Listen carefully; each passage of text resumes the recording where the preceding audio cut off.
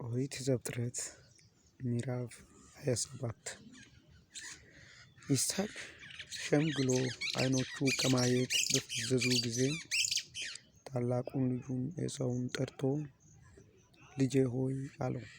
እርሱም እነሆ አለው አለው።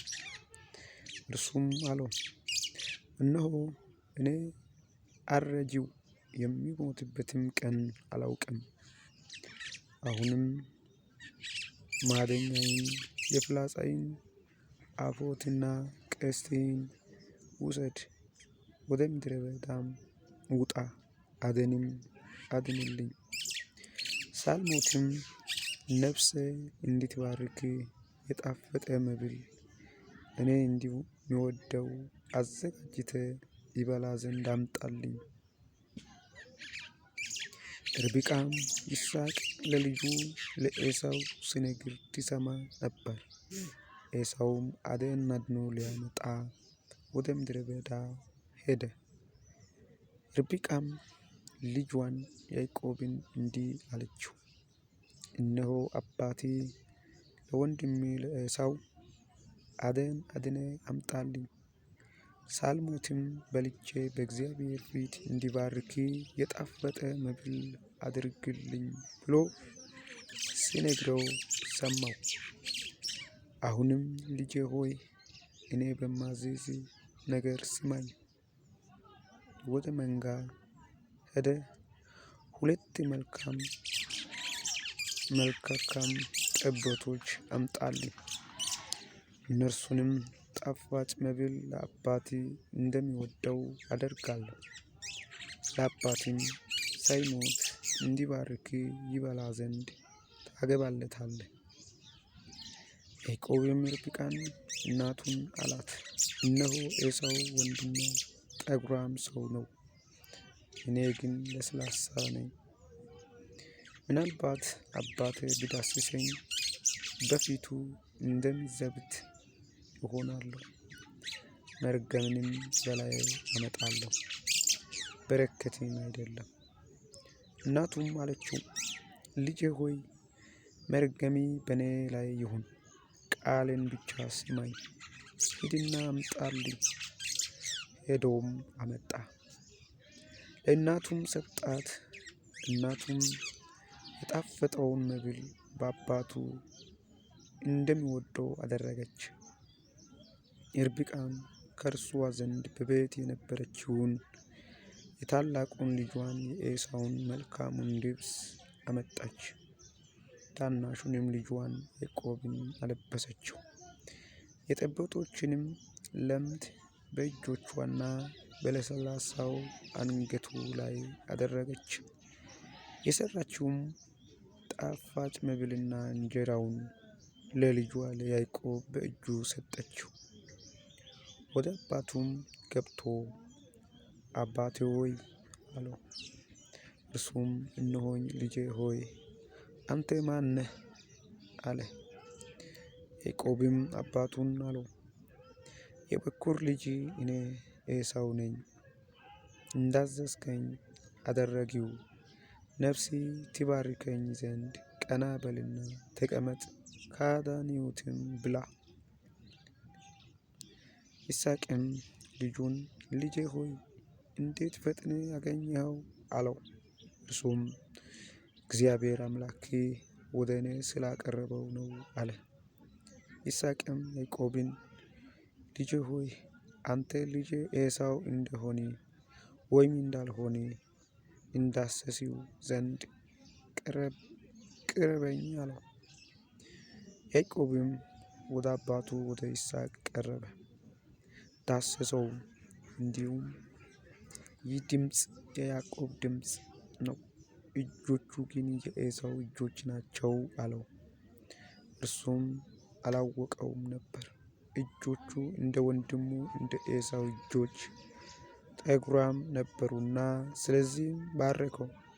አለው አንተ ልጄ ኤሳው ነህን? እርሱም እኔ ነኝ አለ። እርሱም ከልጄ አደን እንዲበላና ነፍሴ እንድትባርክ አቅርብልኝ አለ። አቀረበለትም፣ በላም፣ የወይን ጠጅ አመጣለት፣ እርሱም ጠጣ። አባቱ ይስሐቅም ልጄ ሆይ ወደ እኔ ቅረብ ሳመኝም አለው። ወደ እርሱም ቀረበ፣ ሳመውም፣ የልብሱንም ሽታ አሸተተ፣ ባረከው፣ እንዲህም አለ፣ የልጄ ሽታ እግዚአብሔር እንደ ባረከው እርሻ ሽታ ነው። እግዚአብሔርም ከሰማይ ጠል ከምድርም ስብ የእህሉንም የወይኑንም ብዛት ይስጥህ። አሕዛብ ይገዙልህ፣ ሕዝብም ይሰግዱልህ።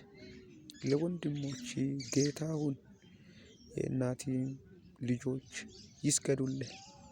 የሚረግምህም እርሱ ርጉም ይሁን፣ የሚባርክህም ቡሩክ ይሁን። ይስሐቅም ያዕቆብን ባርኮ ከፈጸመ በኋላ ያዕቆብ ከአባቱ ከይስሐቅ ፊት ከወጣ በኋላ ወዲያው በዚያው ጊዜ ኤሳው ከአደኑ መጥቶ ገባ። እርሱም ደግሞ ጣፋጭ መብል አዘጋጀ፣ ለአባቱም አገባ። አባቱንም አባቴ ይነሣ፣ ነፍስህም ትባርከኝ ዘንድ ከልጁ አደን ይበላ አለው። አባቱ ይስሐቅም አንተ ማን ነህ አለው። እርሱም እኔ የበኩር ልጅ ኤሳው ነኝ አለው። ይስሐቅም እጅግ ደነገጠ፣ እንዲህም አለ፣ ያደነውም አደን ወደ እኔ ያመጣ ማን ነው? አንተ ሳትመጣም ከሁሉ በላይ ባረክሁት፣ እርሱ የተባረከ ሆኖ ይኖራል። ኤሳውም የአባቱን ቃል በሰማ ጊዜ ታላቅ እጅግም መራራ ጩኸት ጮኸ። አባቱንም አባቴ ሆይ እኔንም ደግሞ ባርከኝ አለው። እርሱም ወንድሜ በተንኮል ገብቶ በረከቴን ወሰደብህ አለ። እርሱም አለ በእውነት ስሙ ያዕቆብ ተባለ፣ ሁለት ጊዜ አሰናክሎልኛልና ብኩርናዬን ወሰደ። አሁንም እነሆ በረከቴን ወሰደ፣ ደግሞም ለእኔ በረከትን አላስቀረልኝምን አለ። ይስሐቅም መለሰ ኤሳውንም አለው፣ እነሆ ጌታዬ አደረግሁት፣ ወንድሞቹንም ሁሉ ለእርሱ ተገዥዎች ይሆኑ ዘንድ ሰጠሁት፣ በእህልም በወይንም አበረታሁት። ላንተ ግን ልጄ ሆይ ምን ላድርግ? ኤሳውም አባቱን አለው፣ አባቴ ሆይ በረከትህ አንዲት ብቻ ናትን? አባቴ ሆይ እኔንም ደግሞ ባርከኝ። ኤሳውም ቃሉን አንስቶ አለቀሰ። አባቱ ይስሐቅም መለሰ አለውም፣ እነሆ መኖሪያዬ ከምድር ስብ ከላይ ከሚገኝ ከሰማይ ጠል ይሆናል። በሰይፍም ትኖራለህ፣ ለወንድምም ትገዛለህ። ነገር ግን በተቃወምኸው ጊዜ ቀንበሩን ከአንገትህ ትጥላለህ። ኤሳውም አባቱ ስለባረከው በያዕቆብ ቂም ያዘበት።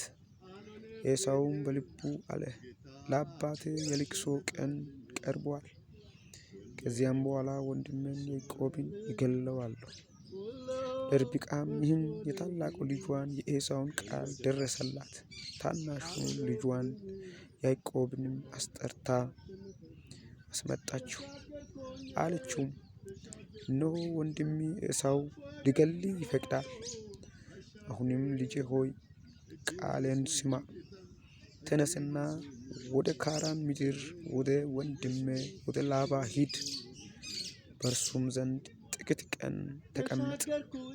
የወንድሜ ቁጣ እስኪበርድ ድረስ፣ የወንድሜ ቁጣ ካንተ እስኪመለስ ድረስ፣ ያደረገበትንም እስኪረሳው ድረስ፣ ከዚያም ልኬ አስመጣሃለሁ።